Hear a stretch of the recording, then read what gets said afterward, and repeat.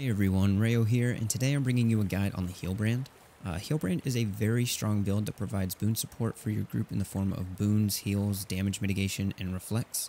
In this guide I'll be going over the 3 different builds that you can run. Although the gear will stay the same, I just change up some traits here and there. But just keep in mind that this build will be from the perspective of CMs and tier 4 fractals. So fractal potions are taken into consideration when it comes to the gear, but this build is still fairly flexible in any PvE content. So starting with the gear, for the sake of simplicity, I run full Harrier's weapons, trinkets, and armors with superior rune of the monk, as well as superior concentration and transference sigils for the increase to healing and boon duration. My weapon sets are typically axe and shield with a staff swap, although sometimes I will change out my axe if I need to for a mace, because that will bring some extra healing in the form of sustained healing with Mace 2 as well as Mace 3. But another swap that you could do here, and I might get some flack for this, but change out Harriers to Minstrels. That's actually how I started. I was very new to healing classes in general, so this is what gave me a little bit more of a easy learning curve to kind of get into the Healbrand class, because you can see that I have 12,000 health right here, so this is kind of like the last cannon version of a healer and boon support class, whereas minstrels will give you a higher health pool as well as some toughness, that way you don't die as easily. But that's all according to you. Most people will say just go start on Harriers, don't ease the learning curve for you, but I say do whatever works for you. Let's go ahead and get into the actual skills of this class. So before we go into the traits, I want to go into the tomes, because the tomes are actually something that is consistent between all the different trait lines that you run. So your first tome is Tome of Justice. Tome of Justice, your F1, you are mainly going to be using this to stack might with your F4 or your skill 4, because that puts down a fire field which you can blast and give more might. Your skill 5 will give Ashes of the Just, which will just add some burning damage to your party members' next few attacks. Your third skill is a hard CC, so you can use that if you're low. Your second skill is a soft CC. You don't really use this for damage because you're not really a DPS build. Then your first skill is just damage, and once again, you don't really use it because you're not a DPS build. So going into Tome 2, this is one of your important tomes. Your skill 5, if you ever have to use this tome, this is the tome that you would go into for, say, emergency healing. Like if your party is very low on health and you're all on cooldowns, you want to pop this tome right away. So you always want to start off with the fifth skill, because the 5th skill, as you can see, gives Eternal Oasis, which is 33% heal effectiveness. So that'll affect all of the healing that you do from anything after that for 8 seconds, which is very, very strong. The skill will also convert 5 conditions into boons, so that's always very helpful for Condi Cleanse and also adding a little bit to your boon support. So skill 5 converts Condis as well as increases your healing effectiveness for 8 seconds. Your skill 4 is a giant water field that will pulse healing, so that's always good to pop right away. Third skill you don't really use too much, it just gives some boons, as you can see, vigor, regen, and swiftness, but it's not very strong in a high pressure situation. Your skill 2 will cleanse up to 3 Condis and will heal per Condi cleanse, so this is very strong in fractals with afflicted or any sort of heavy condition encounters. And then your first skill says 1600 healing, but with your modifiers that go onto you, this can easily burst heal for like 2k, something like that. So this is a very strong direct heal. So moving on into your third tome, Tome of Courage, this is one of your very strong tomes. Your 4th skill is a stun break, but you will mainly be using this for the resistance field that it gives. So this is also good in Condi heavy encounters to alleviate the pressure from condition damage. Your skill 5 is gives protection, so it gives your party gives you minus 33 incoming damage, 33% incoming damage, gives you a stack of stability and some Aegis, as well as increases your party's toughness by 300 for 5 seconds, which is no small amount. Your third skill is a very nice reflection bubble. Your second skill is a taunt, which you don't really use. You don't really use it for damage, taunting, or retaliation. And then your first skill just gives out Aegis, which is very helpful. So now that we've gone over the tomes, I kind of want to get into the builds. The healing skill all the way to the elite skill, in the 3 builds that I run, are determined by the different trait lines that you run. So starting off with the Valor trait line. So first thing before I even go into that is that your Honor trait line, when it comes to the builds that we're about to explain, the Honor trait line and the Firebrand trait line never change. They always stay the same. So the top trait line here, Valor, is the one that I'm going to swap out. So let's go over Honor real quick. Honor will take Invigorating Bulwark because that'll increase your healing to other allies each time you block an attack. And this skill, or not the skill, this build will give out Aegis like no tomorrow. So you are going to have max stacks of this pretty much at all times. So you're going to have pretty much a 25% healing increase to others almost 100% of the time because you're always going to be blocking stuff. Actually, I skipped over the first trait. Vigorous Precision. Gain Vigor when you critically strike. So you have a high crit chance. So you're going to have Vigor on you pretty much the whole entire time. So that'll be pretty nice because that'll also translate into Selfless Daring, which will heal allies every time you finish a dodge roll. And this healing bonus that you give to allies is a pretty big deal because it does a quick like 1300 healing. So you want to be dodging whenever you can. Of course, not at the expense of certain mechanics, but whenever you can spare a dodge to top up some healing, it's not a bad idea. Your next trait will be Pure of Heart. Aegis that you give out will heal when it blocks an attack. So you have Aegis that you give out through your heal skill regularly. So you want to be giving out Aegis all the time. You always want to be taking Pure of Heart because this is what will prevent your party members from taking a very hard-hitting attack as well as healing them in the process. So moving on to Purity of Body, Virtue of Resolve passive also regenerates endurance, which is good because you just have a baseline while running Honor. You're going to have a permanent baseline of 15% increased endurance regeneration. So that'll stack with Vigor. And that'll also stack with your Fractal Mobility Potion. So you are going to have a lot of endurance regeneration. And then lastly, Writ of Persistence. This is a pretty important trait because your symbols will have increased duration, increased radius, so it makes it easier to stack in, as well as pulse healing every second. Now this is individual to your symbols, so you have a symbol on your Axe 2 or your Mace 2, and then also your Staff 3. And you can stack those on top of each other, and they'll each pulse healing separately while giving out their inherent buffs. So moving on to the Firebrand trait line, your first trait will just make it so you can run Firebrand, and it'll make it so all your virtues are tomes. And then moving on to this Adept selectable trait line, Liberator's Vow will give quickness whenever you use your heal skill, which is pretty important. So every seconds, you can pop your heal skill, and then you'll give out some quickness. And Swift Scholar, whenever you equip or stow a virtue, you will get a burst of quickness. This is very important for boon stacking or when you have to burst into a tome suddenly to heal up for some emergency heals or to give out some more stability really quick. Going into that tome will give you quickness and make the cast times much shorter. Some of these cast times for the tome skills are pretty big, so that burst of quickness is insanely helpful. Now, this trait line, I used to run Stalwart Speed to give quickness whenever granting Aegis or stability, but you give out quickness pretty often, so I've found that Weighty Terms is probably better to have the reduced mantra charge recovery time because then I can use my mantras quicker. So it pretty much makes up for that in itself. So I would say that Weighty Terms is probably your best bet here. And then lastly, we'll be taking Lore Master. This is a very important trait because it will reduce the cooldown of the skills inside the tomes, not necessarily the cooldowns of the tomes themselves, but the skills that pop up on your bar when you go into a tome. They have a reduced cooldown.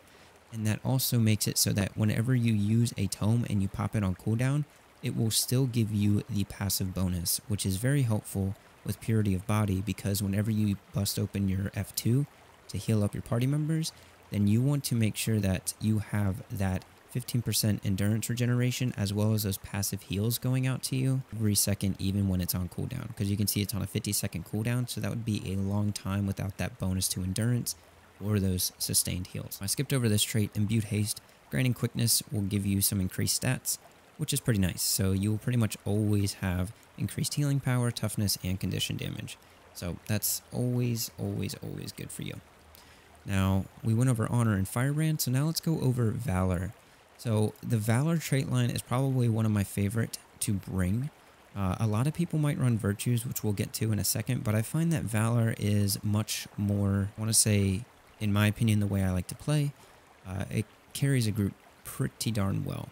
So you can see that the skills that I'm using are not the quickness shout. It is a lot of mantras here. So the two skills that I will always take are the mantra of solace as well as the mantra of potent. I almost never, actually I never swap off of those two. Those are always a part of the build because you want to have that on-demand Aegis and you want to have that on-demand quickness as well as might. The flexible traits here would be these final three depending on this trait line. So with Valor, I run Lesser Smite Condition, Communal Defenses, as well as Monk's Focus. So Monk's Focus and Smiter's Boon, Smiter's Boon is what it's called. Whoops. So Smiter's Boon and Monk's Focus are kind of what make this trait line very effective with these utility skills. So let's just go over all the traits. So Valor's Defense, gain Aegis when you are struck below the health threshold, which is pretty nice. That's a free Aegis. Courageous Return, you'll get 10 seconds shaved off whenever you rally yourself or an ally or revive an ally, which is helpful if you're trying to, if you have a group that downs a lot, this is very helpful because that means you can use your F3 tome more often. Communal Defenses has good synergy with anything that really gives Aegis. So that would be this trait, that would be pretty much your heal skill, your shield 4, anything that gives Aegis. So Communal Defenses, every 15 seconds, when you block an attack, it'll grant Aegis to nearby allies. So that would mean that if I were to pop Mantra of Solace to give everyone Aegis, and it blocked an attack on me and everyone, they would not only block that attack, they would heal from the Pure of Heart trait, and then it would automatically reapply Aegis to them without having to use a second charge, so they can block the next attack, which will then heal them again. So it's a very helpful trait to bring when it comes to just damage mitigation, sharing some Aegis here and there, and it just helps keep some of the healing and damage mitigation. Might of the Protector, gain might when you block attacks. You don't really get anything fancy from that, although when you do run Harriers, you do a small bit of damage, but it's not game breaking. So this is, I guess, kind of useful, but not anything that makes a huge difference. But Monk's Focus. Monk's Focus, every time you use a meditation, will heal you and grant Fury to your allies, and your meditations have a 20% reduced cooldown. So that would be Merciful Intervention. So Merciful Intervention already does a lot in itself, which you can read here. It revives by 20%. It gives you a base of 3,400 healing.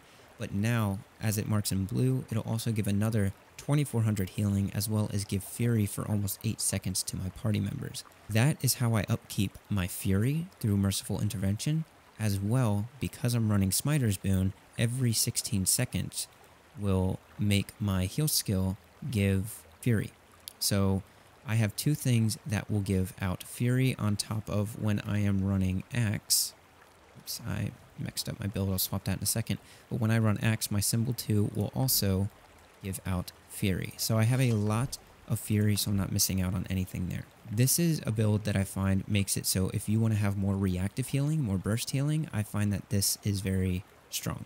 So the standards that I bring here are, of course, the Healing and Potence Mantra, Merciful Intervention, and the Mantra of Liberation, because I'm not losing out on any Fury. I give out enough quickness, so there's really not a huge reason to bring Fill My Wrath unless I want to fill in the blanks sometimes, but there's not really many blanks to fill unless you're doing a lot of downtime between phases like the islands on Ark, or if you're doing the capture point phases in Enceladus. So I said Ark, I meant Scorvald, but I find that Mantra of Liberation is much more useful because it gives out stability as well as break stun for your allies whenever it hits them. So now let's move on to the Virtues variant. So Virtues I don't really use too often. A lot of people will run Virtues kind of often, but I tend not to. I like the more bursty reactive healing and extra stability from Valor, so I like to run that a lot. But Virtues is still a very solid option. I use it when I'm running Healbrand on Arts of Reeve during 100 CM, mainly because of this Master of Consecrations trait, which I will go over in a second. So Virtues, we're going to go over the traits. So Inspired Virtue. Virtues apply boons to allies when activated, which is good. So whenever you go into a tome, you will give these boons. So that's Might for your F1, Regeneration from your F2, and Protection from your F3. And those are no short amounts. That is 10 seconds each. So that's pretty strong. Master of Consecrations, I like to use this trait more so than Retaliatory Subconscious, because this is kind of just a passive whenever you get disabled by some sort of CC, you get Aegis and Retaliation, which I guess is nice, but I prefer Master of Consecrations that affects my Wall of Reflection. So in projectile heavy fights, or any sort of fight where I decide to use a consecration of some sort, whether that be Purging Flames, Hallowed Ground, Sanctuary. I never really use Sanctuary, but mainly when I use Wall of Reflection for reflection heavy fights, I will bring this Traitline because the reduced cooldown of Wall of Reflection plus the increased duration of the Wall of Reflection makes the downtime on this so small. So it lasts for 12 seconds, and then it has a downtime of 12 seconds because it goes on a 24-second cooldown. Versus if I wasn't, it would have a 20-second cooldown, which is a huge difference. That is a 8-second difference. And in a fight where a lot of things are happening at once, that is a huge difference. So I always run Master Consecrations, and I only run this Traitline when I need to run this specific skill for the most part. Now, moving on to the other traits, Virtue of Retribution. Gain Retaliation when you activate a Virtue. That's just retaliation, just reflects some damage kind of. So that is pretty good. It just helps eat away some of the boss's health, but in challenge modes, that's not really the main thing. Retaliation you grant also has increased duration. Okay, so yeah, it's just retaliation. So this will be good for like maybe tiny ads that keep attacking you. They'll kill themselves in the process, which I guess is pretty nice. Absolute Resolution. Activating Virtue of Resolve removes conditions from nearby allies, and Virtue of Resolve's passive effect is stronger.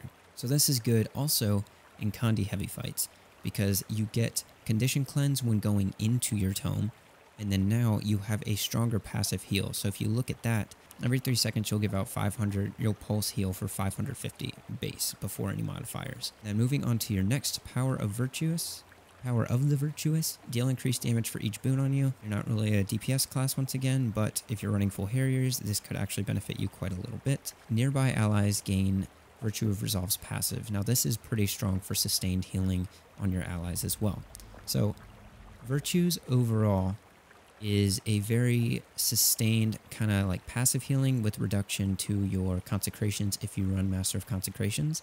So if you prefer more sustained healing that is not as reactive. Now, granted, you can always slot Merciful Intervention and like do some combos with healing to make it more reactive in healing, but this just gives more sustained healing without you having to do anything through the Virtue of Resolve passive, as well as giving you more Kandi Cleanse. So this is still a very, very strong option to bring. Now, if you don't need that much healing, which once you get to a point where you're really comfortable with the class, you really won't need that much healing, you can bring the Radiance Traitline.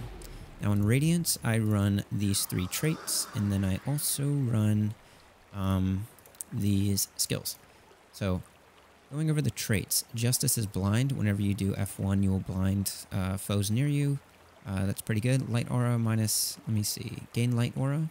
Okay, that's actually pretty good. So minus 10% incoming condition duration whenever you activate a F1 skill.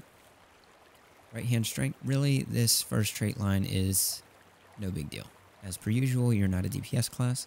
Renewed Justice. This is very nice because you can pretty much spam your F1, which would be good if you're doing something like Swampland and there's a lot of ads. Every time you kill an ad, Virtue of Justice or your F1 tome is going to be instantly off cooldown. So you can have constant fire fields, constant pulls, constant ashes at the just.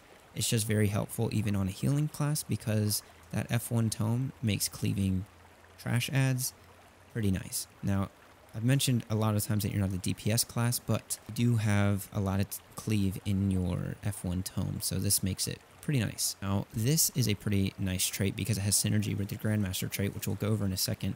So Lesser Signet of Wrath, we'll kind of come back to that one. Radiant Power, attacks against burning foes have an increased chance to critically hit. Your ferocity is increased. This is, I guess, has synergy with Vigorous Precision, so you can just proc Vigor on you 10% more often, which I guess is pretty nice. You won't really have a problem with Vigorous Precision in general. So Perfect Inscriptions. Signets gain reduced recharge, improve passive effects, and share their passive effects with nearby allies when activated. Now this is the reason for running Radiance, because you want to run Bane Signet and then also Lesser Signet of Wrath. Lesser Signet of Wrath and Bane Signet kind of have a similar function. So I'll go over Bane Signet first. So what this does, in short, when I activate Bane Signet, you will see that it will put passive on my bar. So you might have saw it pop up, but you see that it says improved power for X amount of seconds. Now, this is good for burst damage for your group because it shares to everyone in your group, and it also breaks bars by quite a bit because a knockdown for 3 seconds is no weak CC. Now, that passive bonus that it grants to your allies is 216 power, which is a lot of power for their burst. So you want to make sure that you always run Bane Signet. Now, where this kind of plays into Lesser Signet of Wrath, you always have some sort of random conditions coming from auto attacks. Like just on Healbrand, your axe autos will give... now, granted, axe is a Condi weapon for Firebrand, but even on other classes, you do just have conditions coming out of nowhere.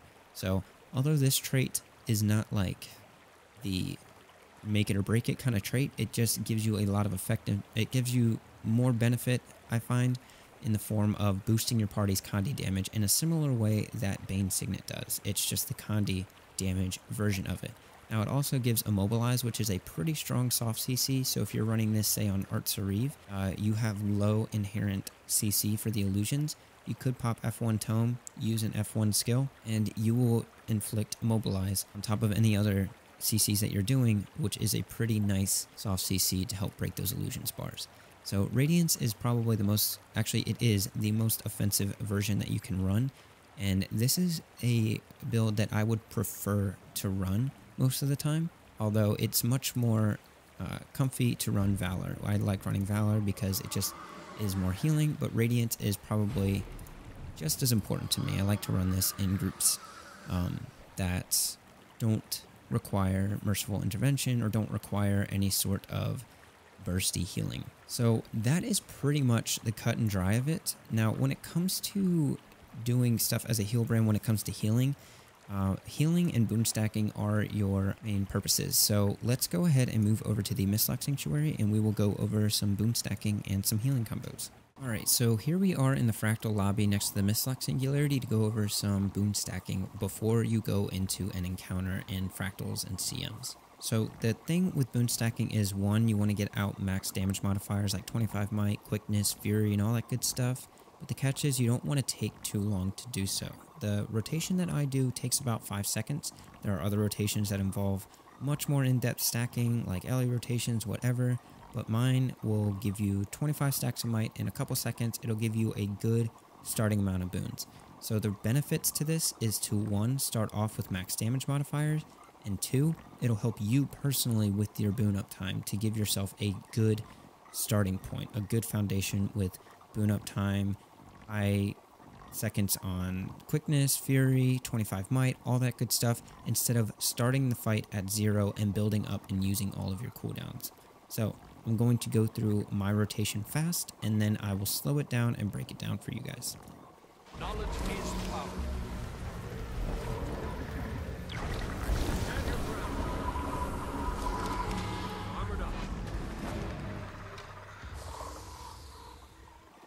Alright, so that was my rotation. You can see that it was about 5 to 6 steps. It might have looked very complicated sped up, but let's break it down. So I want to start off first with all of my mantras charged that I have on my bar, and I want to start off with staff.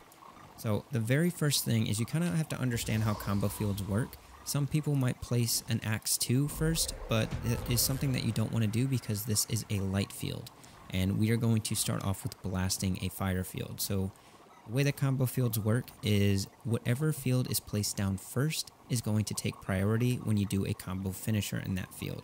So basically, if you start on staff, you won't put down a light field, you will put down the right field. So first thing we're going to do is go into Tome F1. We're going to use skills 4 and 5. Now 5 is just kind of a bonus. It's not too important, but the main thing you want to do is you want to spawn skill 4. So skill 4 spawns a giant fire field, but just know that it is a pretty short duration. So when you cast skill 4, if you do it before 5, you want to go 4, 5 and exit Tome pretty quick. You can see that the quickness I had on my bar is already gone, so this will channel for a long time. But basically, I want to cast skill 4, leave Tome, and then use staff 2 in it to blast that fire field. So I'm going to use skill 4. Leave Tome, blast it with staff 2, and you'll see that it says area might. Because in a fire field, when you use a blast finisher, you see that it says combo finisher blast. It'll give 3 stacks of might in an area for a very long duration coming from you because you have boon duration. Now you can see it still has about 20 seconds left. I think that gave out like 35 or 40 seconds of 3 stacks of might. So that is a very important part of the combo. Now, that is something that you can also have your party members blast as well. But let's move on to the next part of the combo and we'll go back into it. So after I do the F1 tome, skill 4, leave, blast it with staff 2. The easy part is now I just do staff 4. And while it's channeling, I am using all of my instant cast skills that do not interrupt my channeling, which is my mantras and my shouts. And actually pretty much with this build, anything on my bar. So I can use all those skills. Now, if I wanted to add some stability and resistance at the end, this is just a bonus, but that is not necessary. And then after you finish up, interact with the Mistlocked singularity, and everything comes off cooldown right away. So we're going to kind of go at mid-pace here. So I'm going to do F1, skill 4, 5 if I want to, exit, staff 2, skill 4, unload my instant casts, F3 if I want to, 4, 5, singularity. And that is the extent of boon stacking. So the last thing that comes with this guide is actually knowing where your heals are coming from. So the first thing that we want to go over, as we've already gone over the tomes, we've gone over all the traits, let's go over our weapon skills. So starting off with our weapon skills, let's start off with staff. So your auto attack and staff does not do any healing. Your staff 2 is a strong burst heal. Your staff 3 is a symbol, so through Writ of Persistence, it will pulse out some healing every second for, it looks like 6 seconds. Your staff 4 will give a nice, strong, pulsing heal while also topping up with 12 stacks of might. And now let's swap over to axe and shield. Your shield 5, Shield of Absorption, is a very nice projectile block while also allowing you to detonate the shield for some healing. So that is the follow-up skill to shield 5. So if you want to do the healing from that, you need to press shield 5 again. Your shield 4 will give protection, which is very good for mitigating damage for 8 seconds, but it'll also give Aegis, so that way it'll have some synergy with Pure of Heart. So you will reduce the damage intake, you will give Aegis to block the next attack, while also healing from that attack by about 1200 base, before any damage modifiers.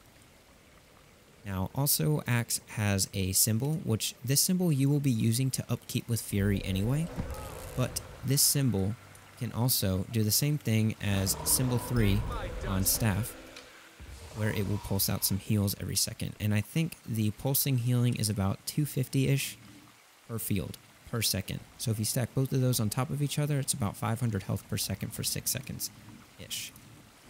Yeah, 6 seconds per symbol. Now another thing that you can do is dodge roll. You can see that I get that blue aura around me. That is from Selfless Daring. So whenever you dodge roll, you will heal for a very strong amount. And I want to say it's about 2k after damage modifiers, which right here says about 1200. So let's go with 1200. Even so, that is a very, very strong heal. So dodging, Aegis, and protection, and all that damage mitigation stuff is what you want to keep in mind when you're healing, because you are more about damage mitigation. Now, you do have a couple burst combos that you can do. So one combo that you can do is you have some delayed healing. So Holy Strike, it blasts at the end for the healing. So it'll pulse a little bit of healing and then it will blast it at the very end. So what you can do is you can place it, you can dodge, use a shield, not a shield, you can use your healing skill, and then you can use Merciful Intervention if you're running Merciful Intervention. That will get someone up to 100 health very quick. The key to healing on Healbrand is really just stacking up some of your skills and using them in the right order in order to get the most out of them. You can always use the healing mantra. You can always dodge. But you want to make sure that, one, you are not just dodging away from the party. You want to make sure you're dodging across the party or into the party. Now, you can also tandem your skills, like I said, prioritizing them in the right order by placing, say, Staff 2 and dodging into Staff 2, because where else would you place Staff 2 except on top of the party if you're trying to heal them? Of course it's going to be on the party. So place it on the party and then dodge into it, and that'll give you kind of like a target to dodge into.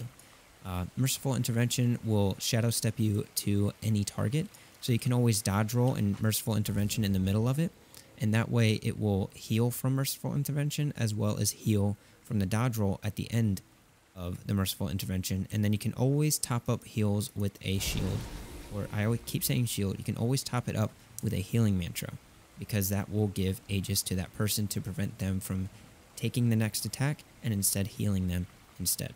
So it's good to just know where your healing comes from and then putting it into practice. Now, as I mentioned earlier when we were going over tomes, your tome F2 is emergency healing.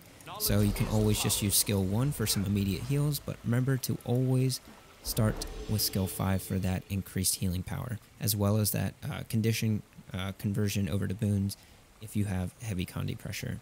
And then of course your skill 2 for some more Condi cleanse, and your skill 4 is actually pretty nice. You can use this similar to the way that you use your F1 tome. You can put down skill 4, exit tome, and blast it with your staff. And since it's a water field, it will do area healing, which is just extra healing on top of the healing that your skills already do by themselves. But because you use them in a specific order, you're getting more out of them. And so that's kind of another topic with combo fields, but in essence, use a field before you use a finisher and you'll get an extra effect. And that's all I have for you today, guys. I really hope that you enjoyed it. I do want to mention that I know this format was a lot different. It wasn't edited, it wasn't really scripted. I probably veered off quite a bit, but just wanted to say that this actually is more effective for me because I lead a guild in game. I lead multiple events in NA and EU with the guild for fractal trainings and a whole bunch of different stuff. And then of course on top of that I have work that I run my own business, so I'm trying to get work for that, and then I work for that as well. So just a lot of time investment. So this kind of guide takes me a super long time when I have to edit all the fine details, and that's honestly why I haven't uploaded regularly, because I'm just very invested in my guild, in the Discord, and then of course trying to keep up with life on top of that. So this is just something that takes a fraction of the time and gets virtually the same idea out there. So I hope you guys can understand. I'm probably going to be doing my videos more so in this format from now on. But if you did enjoy it, please let me know in the comments. Maybe leave a thumbs up. Subscribe to my channel if you want to see more. If you want to check out my Alacrigate guide, make sure to check out the video description. And make sure you check out the video description for my Twitter and Twitch link if you want to follow me there. And then if you want to expand your journey by running POF or Heart of Thorns, or you want to make a new account for free, then make sure to check out the links I have in the video description. As I am a partner of ArenaNet, these links do directly benefit me. So any support that you can provide is appreciated, but subscribe or comment or anything is more than enough, or just watching the video is enough. So thank you guys so much for watching. I hope it was helpful, and I will see you guys next time. Take care.